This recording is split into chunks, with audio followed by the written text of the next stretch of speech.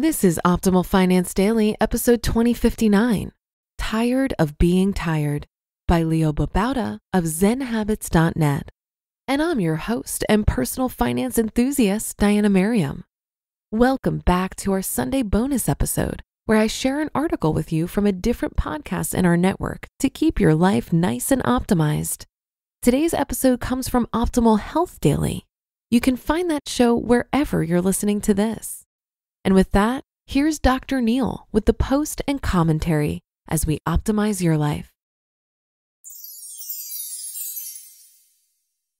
Tired of Being Tired by Babauta of Zen Habits.net.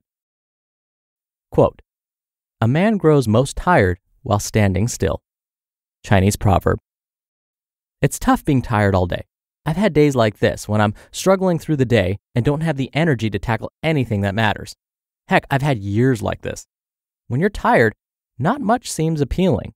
Life is dulled and you don't get much accomplished. Worse, you don't have the energy to change the situation. These days, I don't have many days like this, but when I do, I rest.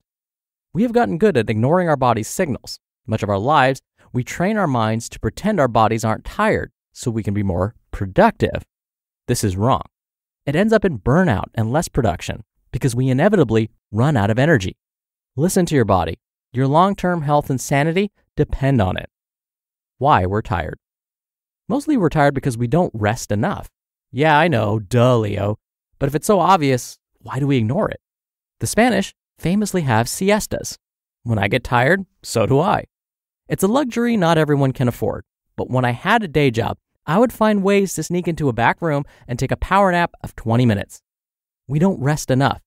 It's not as important as other things like waking up early, getting stuff done, attending to 1,000 meetings, being sucked into the world of online connections and reading, and godforsaken television. So we cut rest in favor of these other things that are much more important, and then wonder why our energy levels are so low. But there's more. If you're like me, you drink coffee in the morning. You might drink it later in the morning to keep yourself energized. By the time afternoon rolls around, you're in a caffeine withdrawal. This is why some people are sapped by mid-afternoon. We also run ourselves too fast, like a sprint, when life is much longer than a sprint. Try it. Go outside and sprint all out for 2 minutes. Stop, breathe for a second, then sprint again. See how long you can keep that up. Most can't go very long. Our days are like a series of sprints.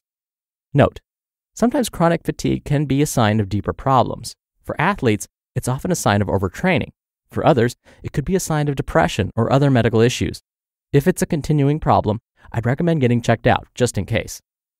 How to get started when you're too tired to start. My first suggestion is to take a nap. If you're too tired to take other steps, taking a nap is easy. If you can't take a nap, at the very least, disconnect from digital devices.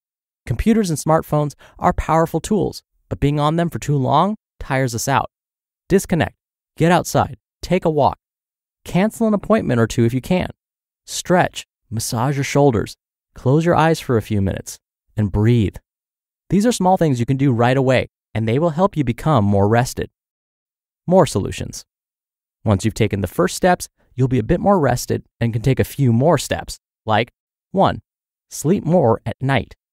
If you're not getting at least 7 hours of sleep, you're probably getting too little. Lots of people need a full 8 hours, and some need more. Go to bed earlier. The internet will be fine without you. I like to read before bed, a book, not websites, as a ritual that helps me sleep. It does take a while before your sleeping patterns change. 2. Take stretch breaks. We sit for too long at the computer, which saps our energy. Get up, stretch, if you can, every 20 to 25 minutes. Walk around for a minute or 5. Move in any way you can. Do push-ups, squats, lunges. Jump up and down, do a dance, get the blood circulating. 3. Exercise regularly. You didn't need me to tell you to exercise, I'm sure, but it's amazing how even a little exercise can help you feel more energized throughout the day. A huge workout session can leave you exhausted, in which case you should rest, but shorter workouts leave you physically just a bit tired, but mentally you feel amazing. 4. Cut back the caffeine. If you go cold turkey with caffeine, you'll really have no energy. But cutting back a little at a time while doing some of the things mentioned here won't be bad. And you'll skip the afternoon withdrawal, which can ruin half your day. If you feel tired from drinking less caffeine, take a short nap if you can. 5. Be less busy. Seriously, we're too busy these days. Cut back on commitments, put space between things, allow yourself to have a slower pace. Your energy levels will thank you. 6. Focus. While most people multitask, in truth, that's mental juggling, and there's only so much you can do in a day. As you may or may not know, I advocate for single tasking. It's basically doing one thing at a time and being fully present while doing that task. This really transforms anything you do, from work tasks to conversations to chores like washing the dishes. It's less tiring mentally, and it can make anything you do more enjoyable. Life is less tiring when you single task. 7. Hydrate. This is actually a huge deal that most people don't realize may be making them tired. Drink water throughout the day. You don't really need 8 glasses of water. We get some water in food and other drinks, but drinking more water doesn't hurt.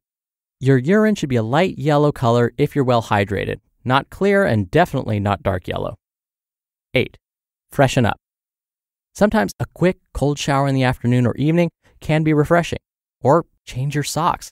If you're sweaty, a fresh outfit also helps. Wash your face. You'll feel brand new. 9. Work on something you're excited about. If you're passionate about something, you'll feel energized. If you really don't care about your work, you'll be dragging. 10. Work with interesting people. If you work with other people who are passionate about something, you'll feel more excited about the work you do. It's incredible to work with a partner or group of people who care about what they're doing, who are fired up. If you don't have that, seek it out. And lastly, number 11, learn what makes life effortless. We thrash about in the water all day, making the swim exhausting. Instead of working against the world, learn to glide. Quote, a lot of people are tired around here, but I'm not sure they're ready to lie down, stretch out, and fall asleep. Jim Jones. You just listened to the post titled, Tired of Being Tired by Leo Babauta of ZenHabits.net. Dr. Neil here for my commentary. Like I always say, when you hear a long list of potential solutions to whatever ails you, don't feel intimidated. Try not to feel overwhelmed. The best thing to do is, as you were listening, if one of those solutions jumped out in your mind, you're like, ooh, I like that one, then that's the one to try. Leo's tip number 9 said, work on something you're excited about. Why not start right now with something you just heard?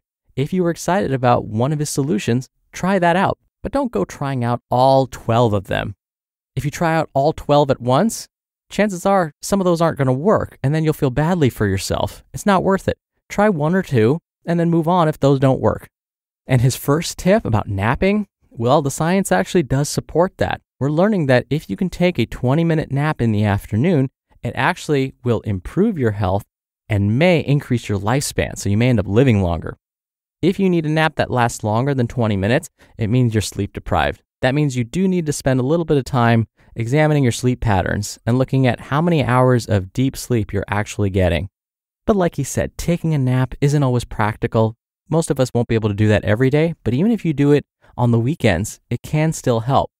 And kind of related to that, Leo was talking about like that mid-afternoon crash that we experience. Some of that could be due to a caffeine withdrawal, but somehow what we're learning is our bodies are built to have the lowest level of stress hormones flowing through the body between the hours of 1 p.m. and 4 p.m.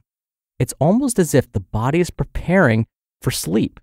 And so when you feel that kind of afternoon sluggishness, it may be because you just had a meal, it may be because you're sleep deprived, or you have caffeine withdrawal, or it's just our biology.